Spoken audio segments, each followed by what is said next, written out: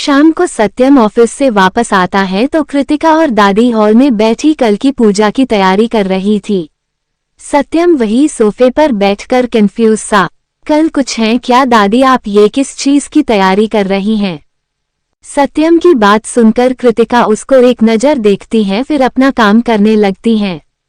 दादी उसको देख मुस्कुराकर, कल करवा चौथ है बेटा, और कृतिका तेरे लिए व्रत रखेंगी न, उसका पहला करवा चौथ है इसलिए उसको सब समझा रही हूँ। दादी की बात सुनकर सत्यम हैरान होकर एक नजर उनके पास बैठी कृतिका को देखता है जो अपना काम कर रही थी। इसकी क्या जरूरत है दादी, और वैसे भी आजकल के जमाने में कौन ये सब मानता है? फिर कृतिका को देखकर, और आप जानती हैं मुझे भी ये व्रत में विश्वास नहीं है। उसकी बात सुनकर कृतिका उसको एक नजर गुस्से से देखती है लेकिन कुछ कहती नहीं। क्यों जरूरत नहीं है, और हर चीज को जरूरत से नहीं जोड़ा जाता। यह व्रत करना हर सुहागन औरत का अधिकार भी है और फर्ज भी, और इसके लिए उसे कोई नहीं रोक सकता, उसका पति भी नहीं। इन छोटी छोटी चीजों से ही हो पति पत्नी का रिश्ता मजबूत होता है। हर पत्नी बहुत खुशी से पूरे दिन भूखी प्यासी रहकर अपने पति की लंबी आयु के लिए ये व्रत करती हैं। फिर सत्यम को समझाते हुए, बेटा आज जमाना क्या मानता है और क्या नहीं ये मैं नहीं जानती, लेकिन मेरे लिए ये बहुत जरूरी है कि जो हमेशा से होता आया है वो आगे भी हो, और मैं उम्मीद करती हूँ कि मेरे ना होने पर भी ये सारे रीति रिवाज विधि विधान से होंगे। समझा? दादी सत्यम को समझाते हुए कहती हैं। तो वो हाँ में सिर हिलाकर शांत हो जाता है। कृतिका एक तिरछी नजर सत्यम पर डालकर पूजा का सामान उठाकर, दादी मैं ये सारा सामान रख कर आती हूँ। सत्यम कृतिका को जाता देख मन में, क्यों कर रही हो तुम ये सब कृतिका, क्यों ये सब करके मेरे गिल्ट को बढ़ा रही हो?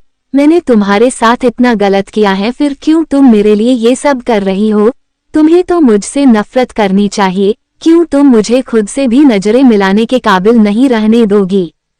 मैं तुमसे जितना दूर जाने की कोशिश कर रहा हूँ तुम उतना ही मेरे पास आ रही हो। मेरे पास आकर तुम्हें सिवाय दुख और तकलीफ के कुछ नहीं मिलेगा। मैं चाहकर भी तुमसे प्यार नहीं कर सकता, क्योंकि मेरे पास प्यार बचा ही नहीं। मैंने सोचा था तुम भी नित्या के जैसे ही हो, मेरे पौवा और पैसों से तुमको प्यार है, लेकिन तुम मुझे दिन पर दिन गलत साबित कर रही हो। मैं बढ़ना चाहता हूँ तुम्हारे तरफ, लेकिन मेरे कदम मेरा साथ नहीं दे रहे। नित्या की बातों ने मेरे पैरों को आगे बढ़ने से रोक लिया है। मैं चाहकर भी नहीं बढ़ पा रहा, और तुम ये सब करके मुझे और शर्मिंदा कर रही हो।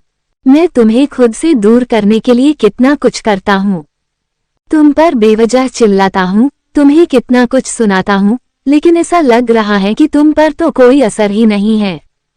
तुम जितनी शिद्दत से ये मजबूरी का रिश्ता निभा रही हो ना, मुझे उतनी ही तकलीफ हो रही है।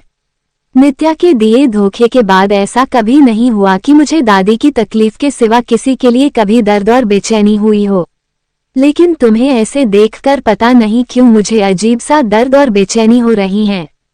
पता नहीं क्यों ऐसा हो रहा है। मत करो कृतिका, मत करो मेरे लिए इतना मुश्किल कि मैं खुद से भी नजरें न मिला पाऊं। सत्यम एक गहरी सांस लेकर उठकर अपने कमरे में आ जाता है। उधर कृतिका गुस्से से बड़बड़ा रही थी, हद है इस आदमी से, मैं इतनी कोशिश कर रही हूँ लेकिन इन पर तो कोई असर ही नहीं हो रहा।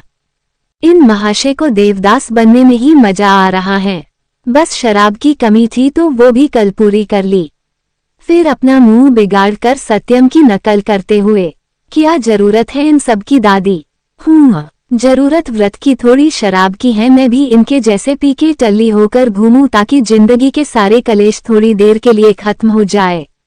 फिर इरिटेट होकर, अरे यार मैं इतनी कोशिश कर रही हूँ लेकिन मजाल है कभी किसी चीज पर रिएक्ट कर दे, लेकिन नहीं, इनकी गाड़ी वहीं पर अटकी है। फिर एक लंबी सांस लेकर खुद को शांत करती हैं। फिर अपने चेहरे पर हल्की मुस्कान लाकर, आपको क्या लगता है मिस्टर सत्यम सिन्हा कि आप झूठ पर झूठ बोलेंगे और मुझे पता भी नहीं चलेगा? पिछले कुछ महीनों में आपको इतना तो जान गई हूँ। ये जो आप छुप छुप कर मुझे देखते हैं और मेरे देखते ही अपनी नजरें हटा लेते हैं, आपको क्या लगता है मुझे नहीं पता कुछ? मैं कोई भी चीज दादी या सीमा से कहती हूँ तो वो तुरंत कैसे आ जाती हैं। आपको क्या लगता है मैं बेवकूफ हूँ? मुझे कुछ समझ नहीं आता। आप खुद को बहुत होशियार समझते हैं। आप जानकर मेरे ऊपर चिल्लाते हैं ताकि मैं आपके पास न आ पाऊँ। अगर आप ये सोच रहे हैं तो वो बहुत गलत है। इस जन्म में तो मैं आपका पीछा नहीं छोड़ूंगी। भूल जाइए, आना आपको इस कृतिका सत्यम सिन्हा के पास ही है। मिस्टर सिन्हा, आप जिंदगी बन गए हैं मेरी, और अपनी जिंदगी को मैं अपना जहान बनाकर रहूंगी। आप मेरा साथ तो दीजिए, मैं आपको उस नित्या के दिए दर्द और धोखे से वापस ले आऊंगी। आप मेरा साथ तो दीजिए, मेरे तरफ एक कदम तो बढ़ाइए। आपने जो किया उसके बाद कभी नहीं सोचा था कि आपसे कभी प्यार होगा, लेकिन बीते कुछ दिनों से कुछ अजीब सी बेचैनी हो रही है।